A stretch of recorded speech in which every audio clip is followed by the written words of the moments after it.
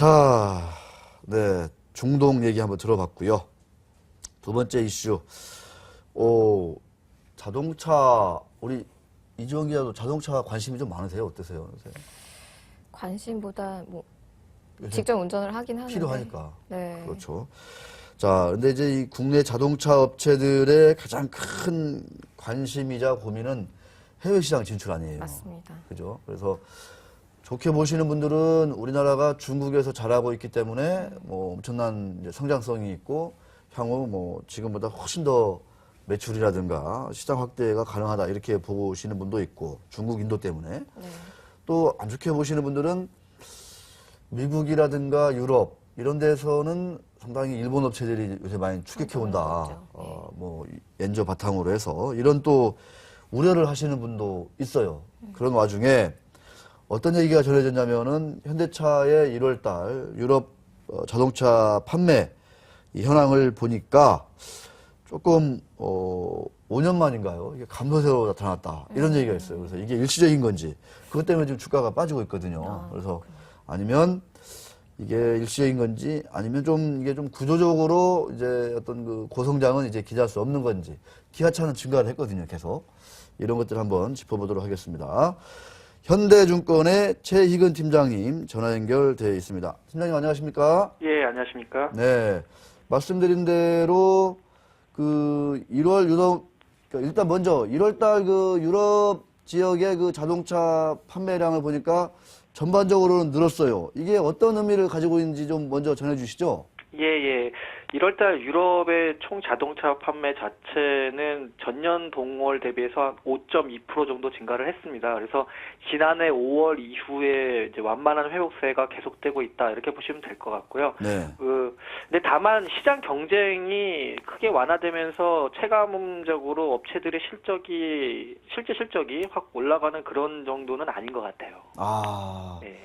경쟁은 오히려 이렇게 좀 더 뭐 세지면 세졌다. 그래서 뭐 마진이라든가 이런 것들이 네. 확 살아나고 이런 조짐은 아직 보이지 않는다. 이런 얘기가 있습니다. 예, 예.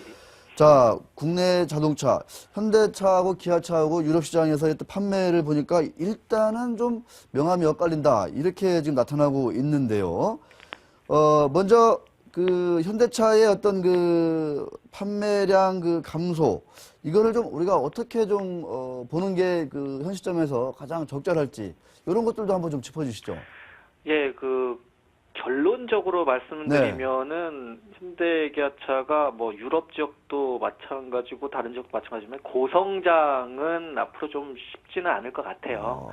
그 생산 능력의 한계도 좀 있고 그 다음에 업체들의 전략 이런 것들을 감안하면 뭐 고성장보다는 완만한 성장 요렇게 보시면 될 것 같고요.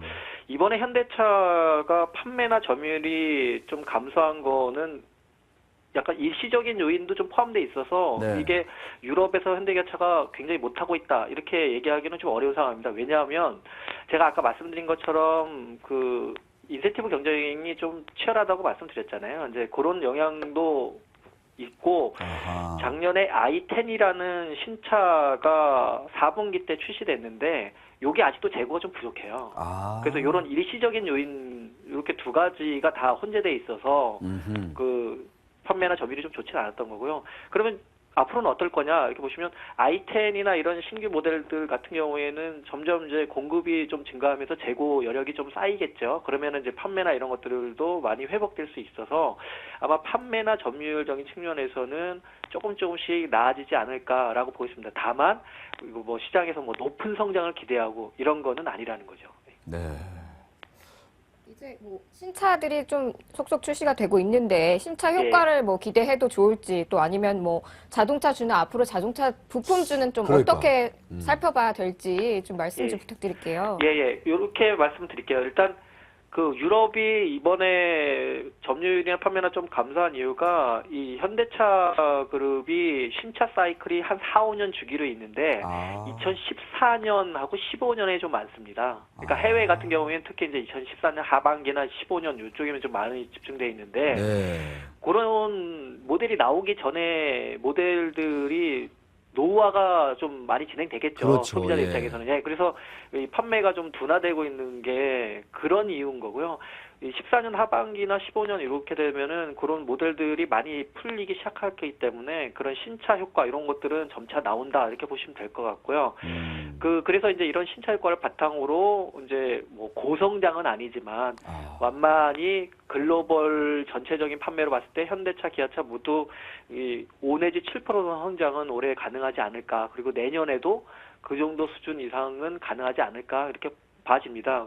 그리고 이제 부품 회사들 같은 경우에는 이제 완성차의 성장이 아까 뭐 5 내지 7% 정도 말씀을 드렸는데 요게 이제 원화 강세까지 감안하면 이익으로서는 그렇게 크진 않겠죠. 네. 근데 이제 부품 업체들은 그거 이상으로 좋은 업체들은 그거 이상으로 성장 가능하다고 보고 있는데요. 그 이유는 일단 최근에 자동차 산업이 내연기관 발달 말기로 접어들면서 이제 이 원가 경쟁, 그러니까 코스트 싸움의 시대로 접어들었는데 그렇게 이 코스트를 좀 절감시키려면 사실 이제 이 우리나라가 부품 업체들 같이 좀 품질도 좋고 싼 부품을 갖다 쓰는 게 좋거든요. 글로벌 업체들이. 그러면 우리 부품 업체들이 해외 수주가 좀 많이 늘어날 겁니다. 이 모습은 아마 옛날에 일본 업체들의 8, 90년대나 2000년대 초반 해외 수주 많이 늘어났을 때 이런 모습 보는 거하고 좀 비슷한 것 같아요. 네. 그래서 앞으로 이런 그 해외 수주들은 많이 늘어날 것 같고요. 그다음에 이제 전자장비나 연비 향상 뭐 이런 것들이 글로벌 업체들도 추진하고 현대기아차도 추진을 하는데 그리고 요쪽에 또 수혜를 보는 업체들이 있을 거 아니에요. 그래서 네. 이런 업체들도 또 수혜를 본다 이렇게 보시면 될 것 같습니다. 그래서 완성차보다는 이런 그 수혜를 보는 업체들 중심으로 이 성장성이 앞으로 한 10년간은 더 높지 않을까 그렇게 보고 있습니다. 예. 제 개인적인 호기심이기도 한데 팀장님. 예. 자동차 업종 지금 탑픽은 어떤 것들을 좀 꼽고 계시는지요? 예. 지금 일단은 뭐 완성차 부품 이렇게 나눠서 보면 이제 현대기아차는 다 비슷한 것 같고요. 네. 그보다는 모비스가 조금 더 나은 것 같고요. 예. 모비스보다는 이제 중장기적으로 봤을 때 뭐 위아나 한라공조나 만도 뭐 이런 저희들이 조금 더 장기 성장성이 높다 이렇게 보고 있습니다. 네. 알겠습니다. 오늘 말씀 고맙습니다. 예, 감사합니다. 네. 이제 현대차의 어떤 고성장 시대는 좀 약간 좀 어느 정도 좀 이제 간 거 아니냐 이렇게 또 말씀을 해주고 계세요. 네. 그보다는 이제 부품 쪽으로 여기가 더 이제 성장세가 높다. 만도, 네, 이 한라공조 이런 주식들은 좀 많이 올랐는데 이런 쪽으로 또 얘기를 많이 해주고 계십니다. 자, 우리나라 이 경제의 양대 산맥이죠. 삼성과 더불어서 현대기아차. 네, 유럽 시장이 좀 줄긴, 특히 현대차 유럽 시장 판매가 줄었다고 해서 오늘 주가도 조금 영향을 받고 있는 것 같은데 약간 일시적이다.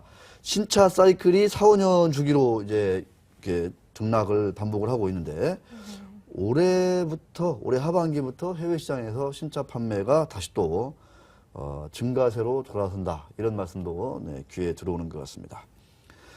자, 우리 이지원 기자가 준비한 어떤 IT 업계의 그 소식 한번 따끈따끈한 얘기 준비되어 있으니까 넘어가도록 하겠습니다.